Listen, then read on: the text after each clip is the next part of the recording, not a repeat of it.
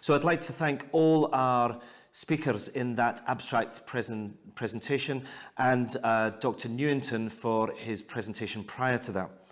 And we now move into the last part of our day, which is the introduction to the panel discussion that is going to be led by my colleague and friend, David Cole.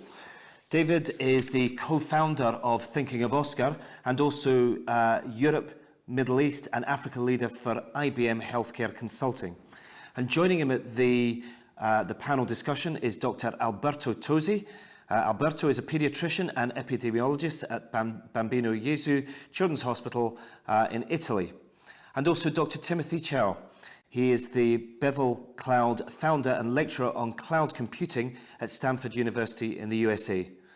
Thank you, David, Alberto, and Timothy. Good afternoon. Good morning and afternoon, everybody. Hello, I can't hear you. Just a quick check. Can you hear me? We can't some hear issues. each other.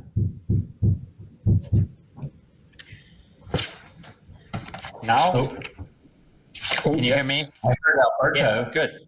We are. We can hear. We made it. Good. Okay. Fantastic. Well, so good afternoon, Alberto, and good morning to you, Timothy. Thank you for joining us here at this panel session. And I think we've all been looking forward to this for a while. So without further ado, we'll kick on. Now, the theme and the kind of abstract that we've picked for this session is moonshot mission. Now, those words have been used a lot over the years, so we'll put some more context around it. But we're looking at the transformative power of healthcare data sharing. Now, before we go into the important bits, I haven't prepped you guys on this, but I thought I would ask you a bit of an open question, just so for the audience they can get to know you a little bit more. So, Alberto, tell me, when you were growing up, what did you want to be? I want to be an engineer, actually.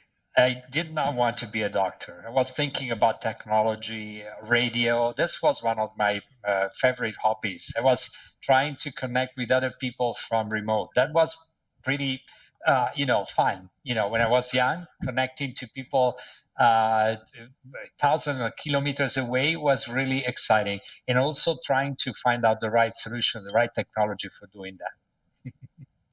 Fantastic. Well, it looks as though you managed to bring those two things together. Exactly. Wonderful. So, Tim, same question to you. Same question. So what did you want to be when you were growing up? I should say I wanted to be a doctor so we could keep. No, I think, from a very early age, I discovered computers and thought they were amazingly interesting. So I've been on that path for a lot of years now, so I haven't really deviated. And computers have been an interesting area for a lot of years. All good, absolutely, and we'll get into that a little bit more. So, neither of you guys will kind of respond to this, but what I wanted to be when I was growing up was a professional cricketer. That didn't happen, so we move on quickly. So Alberto, give us a couple of minutes just in terms of the work that you do. So Paul introduced us, but give us a little bit of a snapshot as to the work that you do, both with Bambino Gesù, but also with iSpy. Yeah. Well, I'm lucky enough to be a pediatrician, so my work is with children, which is one of the best things you can do, whatever you do. But actually, the most exciting things is that you take care of children for making the best of them. And the same idea is present, and we are pursuing the same objective if we are speaking of drugs, of procedures, or technology. And this is one of the focuses. Well, as a pediatrician, I've been working in this hospital, Bambino Gesù Hospital, which is in Rome, Italy, for quite a lot. It's now 18 years. And I not only I have responsibility in research activities, but also in innovation projects. And this was the main reason why several years ago I met some people in the US These people are from this strange scientific society called the International Society for Pediatric Innovation. And it turns out that since the beginning of this year, I'm the president of this scientific society, which is pretty challenging because actually putting together all the mindsets coming from different countries and different backgrounds is one of the most difficult things. That is also one of the most exciting things. So we're trying to bring together all these things to do the best for our children. Fantastic, and that is that's where you and I met as well. We were at an iSpy conference in Miami, and they said, "Look, 2 Europeans, we'll push them together, see what happens." Fortunately, we became good friends, and we continue to do so. So Tim, talk to us a little bit about your background, but then if you could move into BevelCloud, I think that probably sets the scene pretty well in terms of the conversation that we're going to be having now. Yeah, well, and it'll intersect with why I met you, David, and why I met Alberto too. So I've had a long career in computer software, as I kind of indicated. My last full-time job, I was running the cloud computing business for Oracle. And now, it's been a while, 15 years ago, I left. And I had been teaching in a prior life there, actually core computer architecture classes. And so the department said, "Oh, come back and teach again." I was like, "That's a lot of work." So they said, "Teach a seminar class." So I went, "Okay, I've been a manager a lot of years. Great opportunity, great people, put them together, and I don't have to do any work, right?" So we started this class. It's called Cloud Computing. For those of you interested, cs309a.stanford.edu. I actually took a 2-year hiatus during the pandemic. We're going to do it again in the fall. But this class is really the origin story of how this all, at least for me, came together, because I'll say 6 years ago, this guy shows up in class, and turns out he has an MD, an MPH, an MBA, and he's chief of pediatric cardiology at Children's Hospital in Orange County. So some of you know Dr. Anthony Chang. But Anthony was in town, amazingly enough, to get a master's degree in bioinformatics. So I don't know exactly how old he was at the time, but I'll say he's in his early 50s. It takes him 3.5 years to finish a 2-year program because, number one, he has no idea how to code. Number two, he has a real job as chief of pediatric cardiology.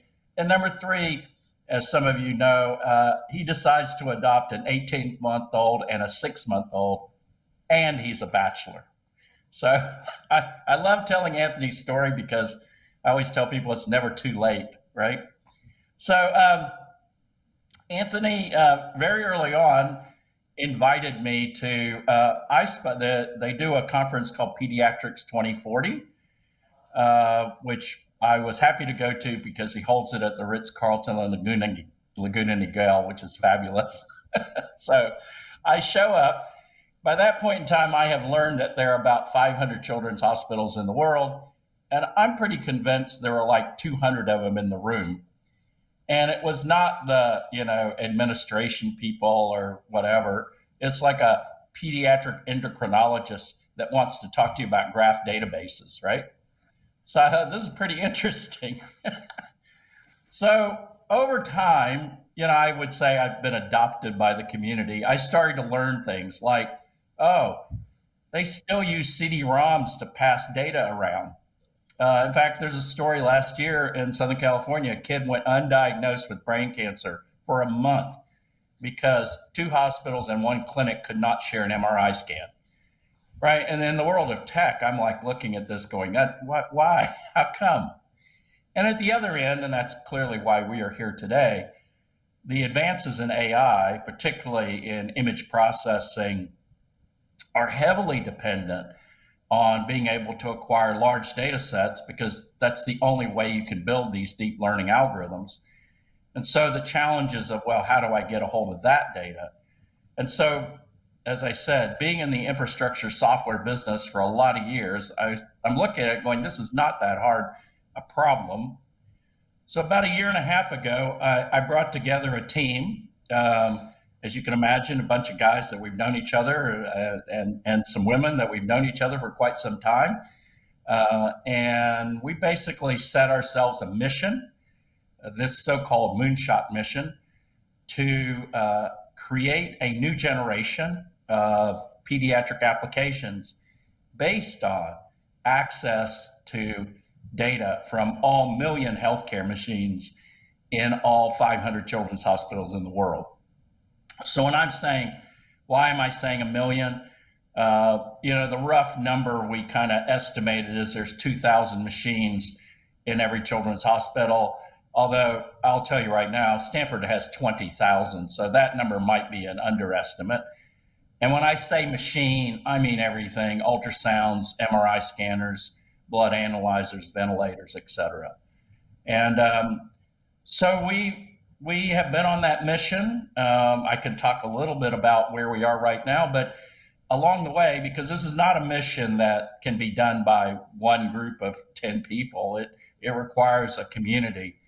And so, we've been very happy to have many in the clinical community, including Alberto and the Bambino Gesù tribe, join in because the mission is obviously ambitious, but I think is completely game-changing in terms of what it can do in, I'll say, rural California, in the Shetland Islands, in Kenya, as well as in Rome or San Francisco.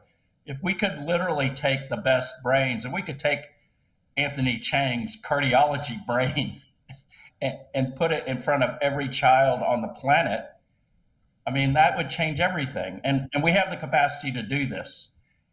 So we've been inviting people, and I will say that in this and at the end, to join our mission, whether that's on the clinical front or from the AI community, et cetera. I'd be happy to talk a lot about how we've developed a new methodology for being able to develop AI applications based on this infrastructure.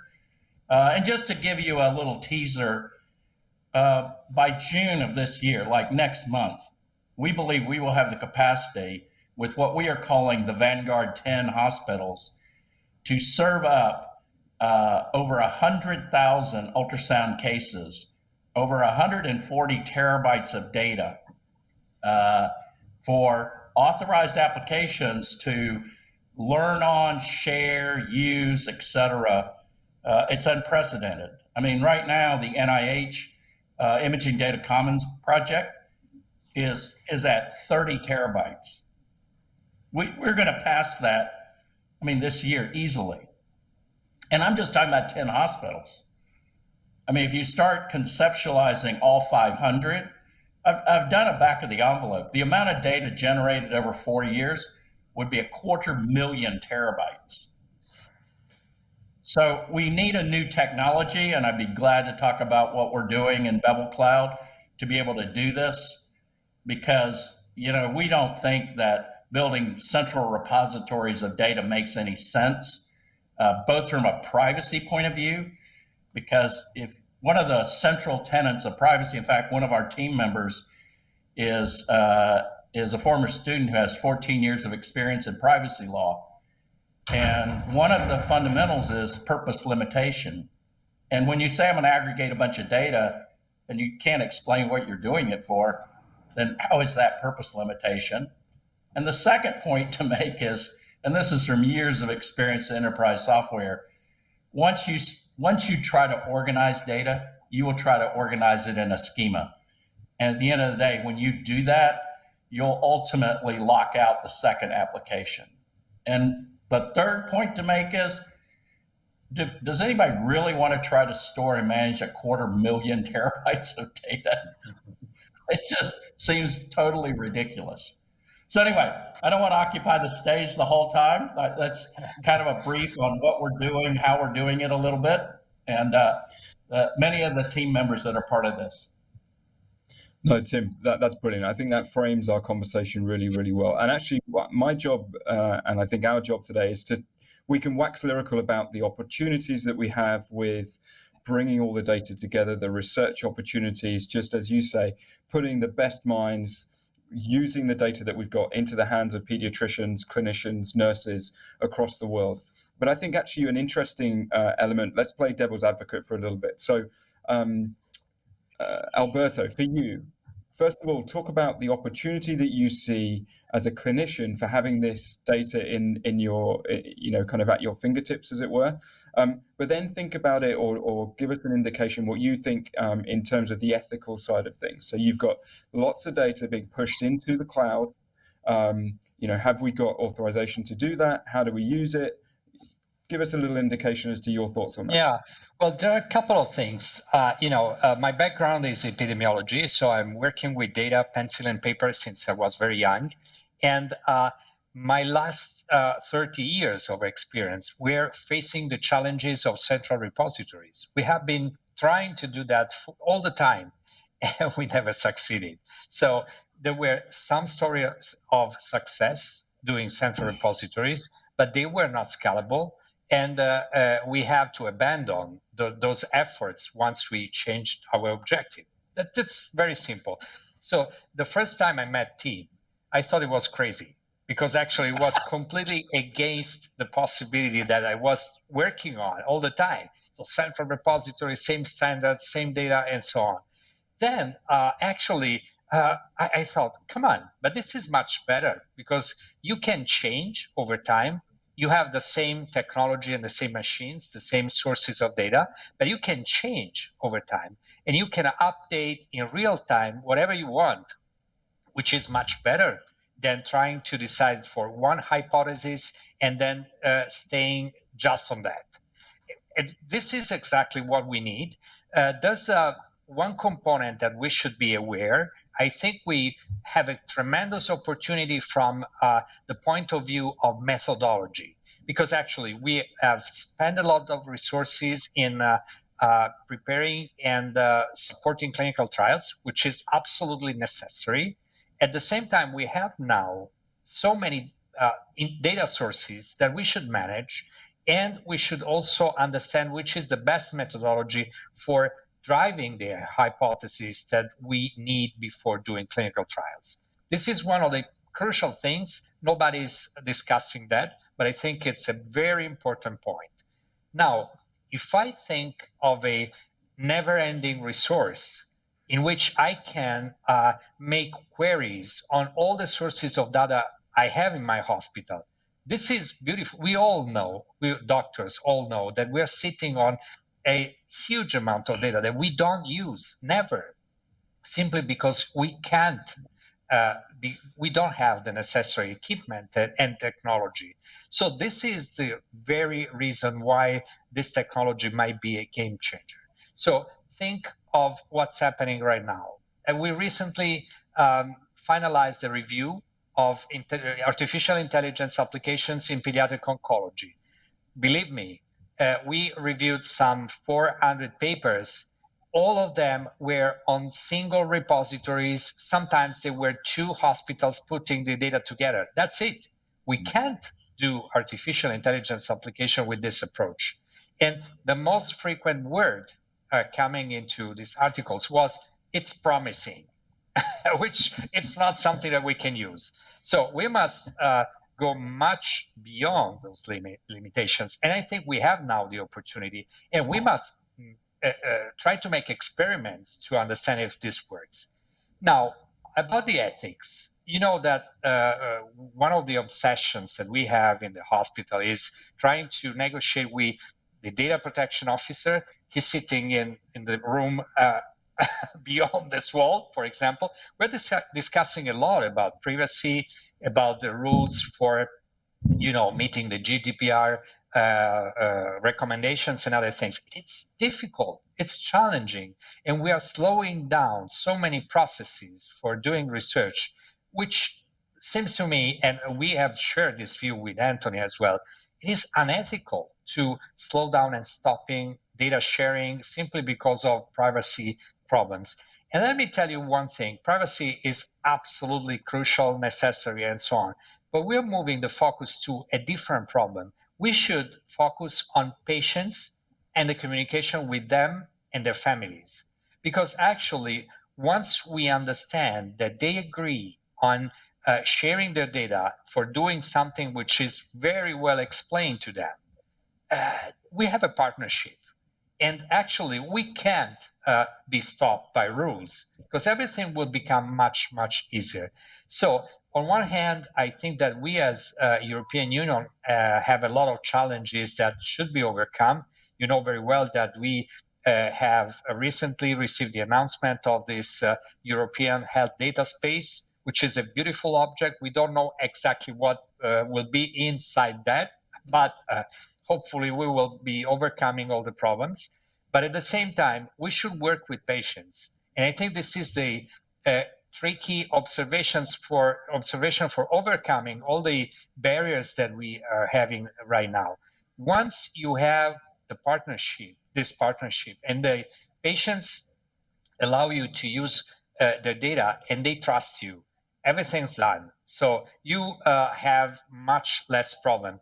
Having said that, there's a third component that usually is intrinsic to the technology that we're using.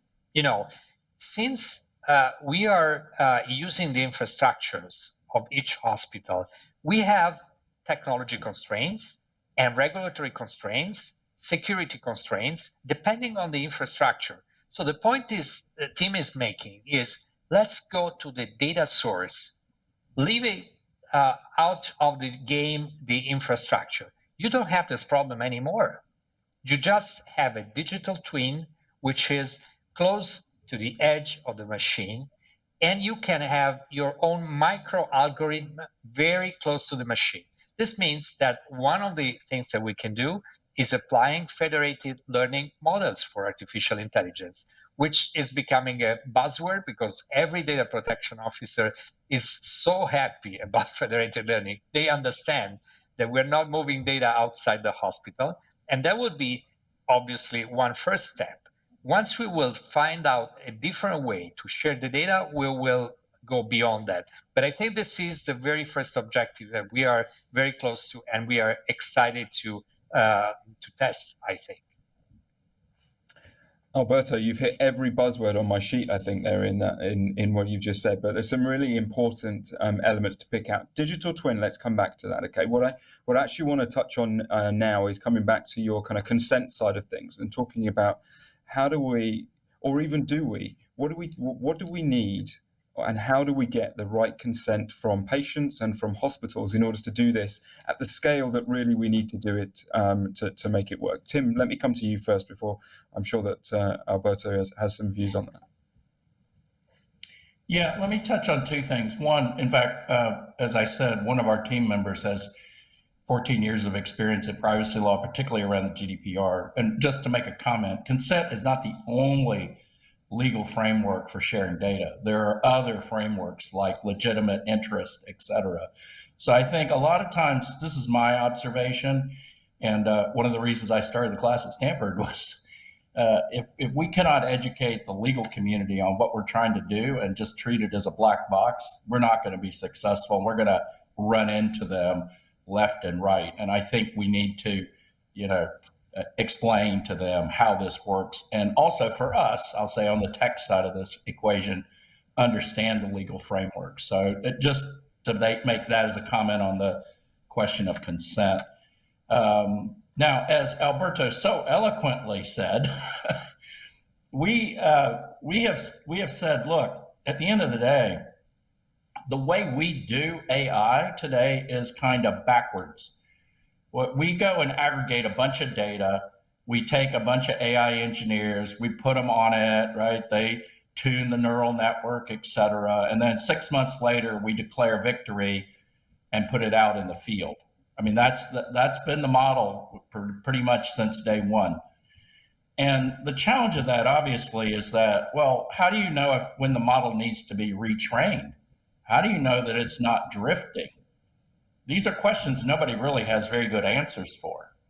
And I think where we stand at the point of, and Alberto said it very well, because the way we're seeing the problem, we've developed this technology we call an edge cloud. I could go into it deeper, but the ability now to have compute at scale attached to every, I'll just pick on ultrasound, blood analyzer, gene sequencer, et cetera, where data's flowing into that thing constantly.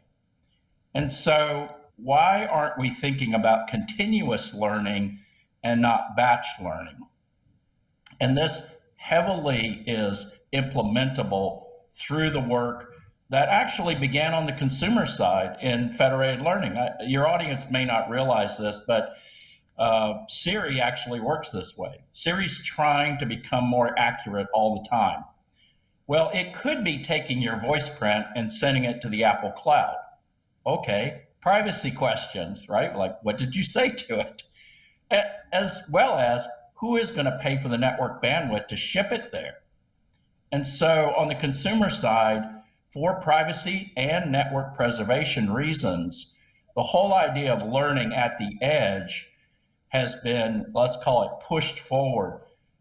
Siri, Google Keyboard, we've actually spent time with the keyboard team, Alexa, etc. So can we take advantage, and we all believe we can take advantage of the technologies that were really developed for, improving voice recognition, and now apply it to whether it's cardiology, neurology, oncology, etc., so that we can not only learn while preserving privacy, but also learn continuously on a global scale. I mean, that's where we should be, not trying to batch it all together and do an experiment for 6 months. Alberto? Well, about the informed consent issues, one of the things that we forget all the time is that informed consent is communication, because we are used to paperwork in which we don't give much time to explain to the patients and the family what is inside. Most of the times, informed consent are written in legal, so very difficult to understand.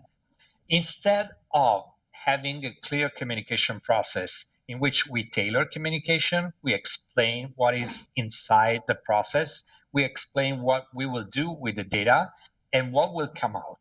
So the problem with artificial intelligence is not explaining the technology or the equations behind machine learning or deep neural networks. The problem is making the people understand what are the risks and what are the benefits. And, even a pediatrician or a medical doctor should have the minimal knowledge for explaining that.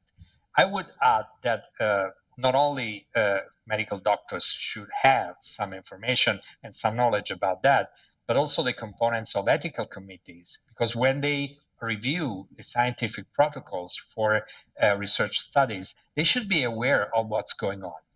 All these observations tell me that we need more culture. One of the problems that we have is having people that understand a little bit more than simply perceiving artificial intelligence as an equation or a statistical tool for achieving some results.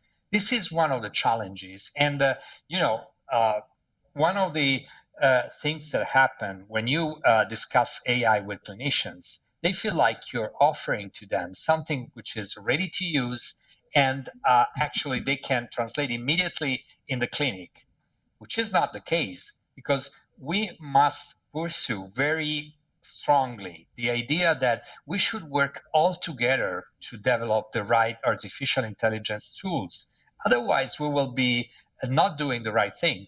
So having medical doctors, engineers, data scientists, statisticians, patients at the same table is one of the important things that we should be aware of. And once we do that, we will have not only better algorithms and better outcomes, but we also will overcome several challenges and problems from the ethical point of view altogether. What's happening right now is that we are simply dividing all these competencies in silos, and we don't communicate with each other, which is bad. Absolutely. Do you think that we would ever get to a point where actually the sharing of data is the de facto standard, and one would have to opt out in order to, rather than opt in order to continue with it? And, speaking as a parent, if I was knowing that the data that was collected from my child was de-identified, but then it was going to help other sick children or other children, and it was being used in that way. The articulation of that and being able to understand that as a de facto standard globally surely would make a difference, would it not, Tim? Yeah, I just kind of want to play with the perception question. So I think a lot of times when we say sharing data and we say, well, all the data, et cetera, we have this vision. It's back to this centralized repository vision that it's all in one place. And if I could just crack the code on it, I will see everything I ever want to know about Alberto or whatever, right? And I think that's not what I'm talking about, right? I'm saying, and I just told you that, 10 of our Vanguard hospitals are generating over 150 terabytes of data every year. There's tons and tons of data flowing through this. And at the end of the day, and I think this is an innovation we have developed, we don't talk about anybody can use any data. We say the data must have a purpose, but what is the application specific purpose for it to then be authorized to see that data? So, I could say, well, David's running a project to figure out how to diagnose focal cortical dysplasia. I trust David. I understand what he's trying to do. I am willing, and when I say we talk about who owns the machine. I'm willing to share data with the David application. This is not a whole lot different. Your listeners, everybody has a smartphone. You can say Twitter can see my location, but not my photos, and Facebook can see my photos, but not my location. That's application specific data sharing. And I think we have to get people to start to realize that's what it's really about. It's not, there's some giant repository in the sky that's got everything in it. It's purpose built, right? And I think that's where it's a very different paradigm than the world that I think we've come from, which kind of rationalizes that, data is ultra scarce. It's actually not ultra scarce. Most of it's exhaust, digital exhaust. It's just going into the air. And our ability now to be able to compute on it, vis-a-vis federated learning, or even share it. I mean, even today, we've actually going to do a demo of what Anthony has called the birth of the pediatric internet, where we will have all 10 hospitals around the globe being able to share an image with each other of the doctors. We're asking all the doctors, because that's kind of the history of medicine. The doctors try it out on themselves first. So we're going to have Alberto scan himself, and we're going to demonstrate that on a global basis, we can do something like this, which is, I said, unheard of. And I think what we are trying to do, I'll say what Alberto and I are trying to do, is spark people's imagination for what now becomes possible, because that's really the thing that we need to have happen next. The infrastructure, I'll say we've done a lot of cool stuff. I'd be glad to talk more about the details of how we do this at scale with security, et cetera. But that's not the key. The key is the applications. And the applications cannot happen until we have the neurologist who's an expert in focal cortical dysplasia and the AI engineers in a team. That neither of them can function going forward without that. And I think that then touches on a big issue that we have not talked about, which is how the hell does all this get funded? I mean, the world of pediatric healthcare, it's sad to see. I mean, the NIH has a $42 billion a year budget. Only $2 billion is spent on kids. And out of that $2 billion, none is spent on AI. I mean, I live in the middle of the venture capital community here, right, in Silicon Valley. No venture capital is going to invest in pediatric healthcare. It's not a big enough market. I'd rather solve a problem of a bunch of old people. So how do we make this transition?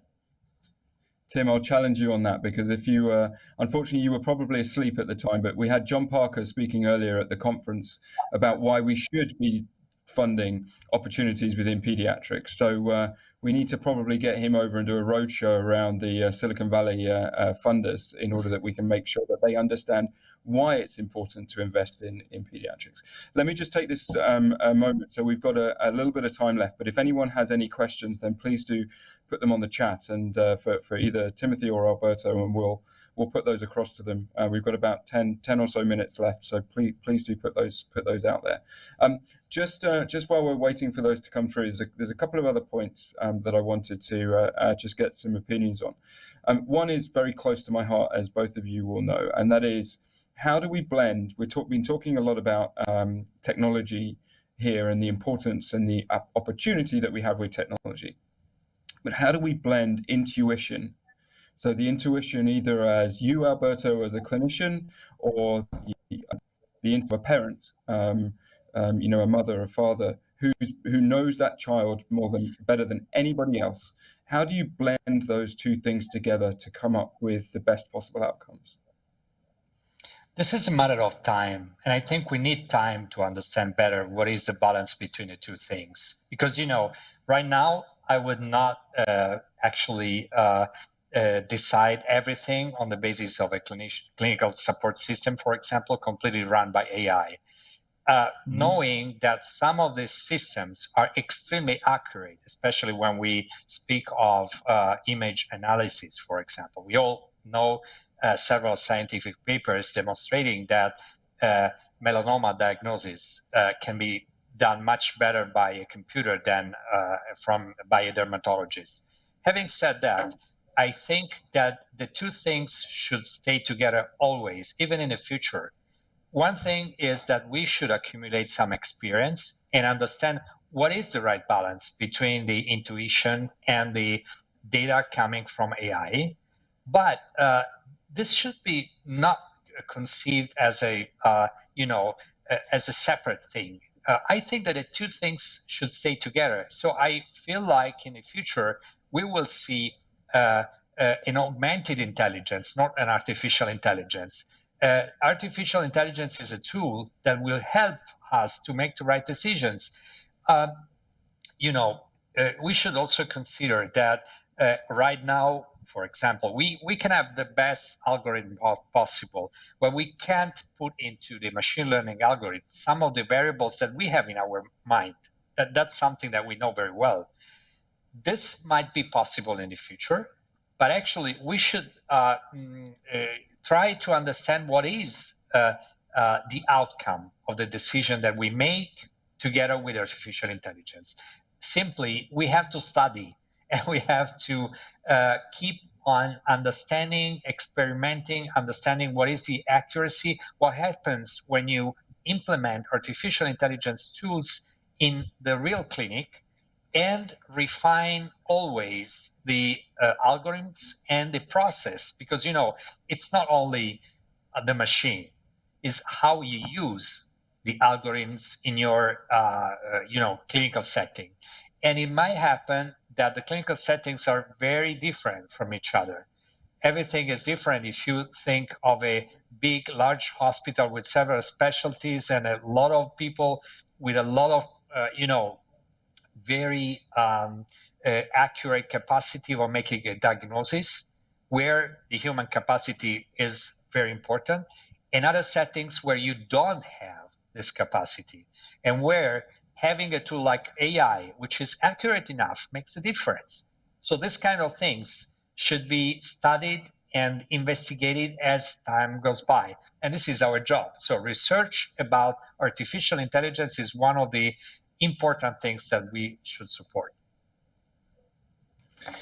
Fantastic. Alberto, thank you. We have a question, Tim, and I'll put this to you, that's come from Paul Dimitri, who, as we know, is our host today. And it comes in two parts. One is, how do children's hospitals in the UK, and I guess anywhere else for that matter, but get linked into the Moonshot program? But I think actually the more important one in some regards is, we've discussed and you've talked about some of the vanguard hospitals that you've got set up, but how do we get some of the smaller, more rural hospitals integrated into this program when basic connectivity could be a problem for them at this stage? Yeah, so I'll take the first one first. I'd say, Paul, just reach out. We obviously are already working with some areas within the UK, but we're happy to work with more of the hospitals there. So just reach out. We could start the process. I think to answer your question about connectivity, we engineered the entire edge cloud around a mobile first strategy. And actually did an experiment at Stanford Hospital on running a private 5G network because it was like, well, it looked like it could be possible that we could do this. And it worked remarkably well. And that's good news because the Stanford Hospital was built in an earthquake zone. So it has a ton of rebar in it, reflective glass, et cetera. So if it could work there, it can work pretty much anywhere. So 5G, and then we've actually already beginning a conversation about using Starlink. So there should be no area in the world that couldn't be touched. One of our Vanguard hospitals is the Gertrude's Children's in Kenya. So we wanted to go global on day one, right? And we're really pleased that Bambino Gesù joined. I mean, was basically was the first in Europe to go do this because we wanted to be global. That was by definition. Let me just take, because I know we only have a few minutes, so let me make one point because I want to leverage something that Alberto said early. We've seen this.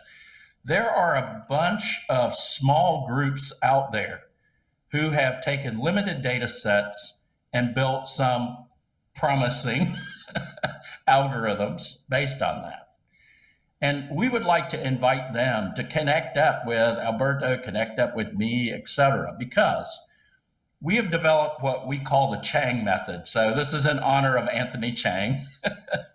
And the Chang method is, okay, step one, let's take that cool, focal cortical dysplasia. I don't know why I'm on that subject today, but let's take that cool algorithm you might have developed with a small data set in Norway, okay? Let's take that, put it on the edge cloud, because now that diagnostic will see every ultrasound, MRI, whatever, as it flows through the network. Okay, which leads us to step two. Let's see how accurate it is. I mean, maybe we got lucky and it's really accurate at whatever it's trying to assess or measure. But if not, step three is let's use federated learning techniques to improve the accuracy of these algorithms. And I want to make the important point about this is the really difficult thing I keep seeing is the blending of the AI team and the clinician. That's where the magic is happening.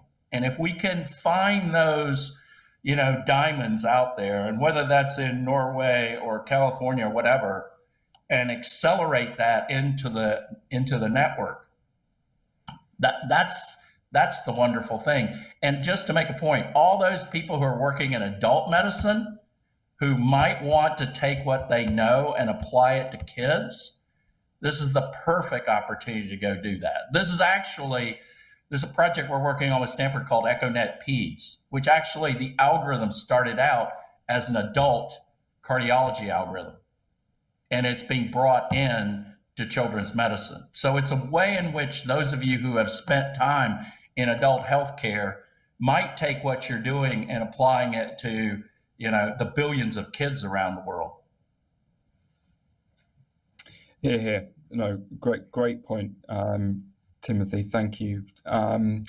Alberto, just in closing, give us a couple of minutes. Just what do you wish in an ideal world, in utopia, shall we say? What does pediatric healthcare look like for you as a clinician? I think that we should reinforce the concept of multidisciplinarity, as I was telling yesterday in another conference, because we are still very disconnected. And you know very well a story that I'm passionate about. About 1 month ago, we actually participated in a ceremony where we presented a new movie telling the story of a family in which the father of a child with a congenital cardiac problem, changed his job to work to an algorithm for predicting complications in intensive care.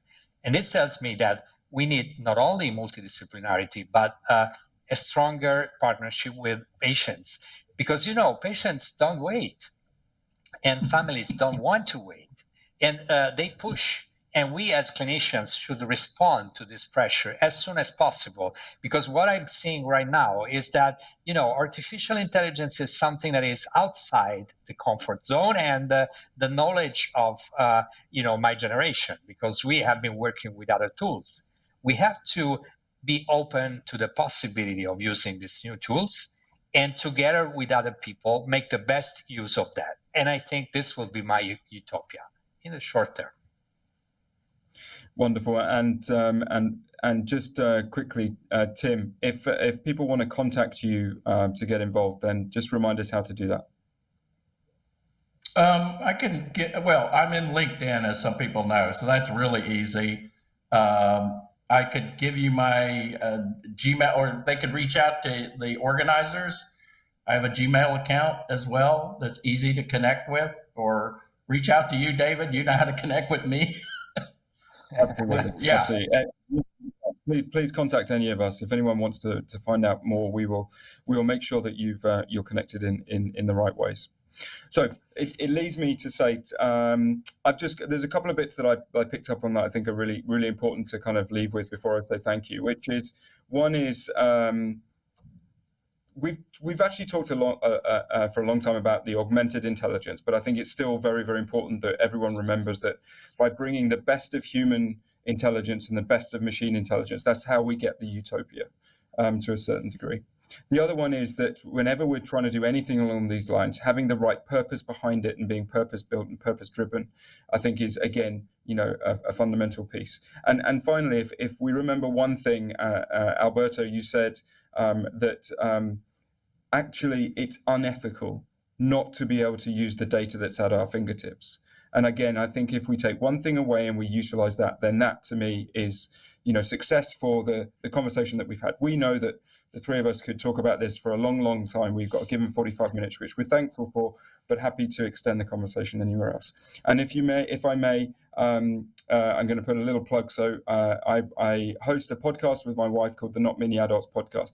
If anybody would like to come on to the podcast, I'm very fortunate that I've had both of these gentlemen on the podcast. If anyone would like to join us on the podcast, it's our 4th season coming up. We'd love to have you. We'd love to talk about your innovation within pediatrics and how you're trying to change the world. So please reach out, let me know, and we'll move forward with that. But with that, thank you so much to the panelists. Thank you very much to Alberto.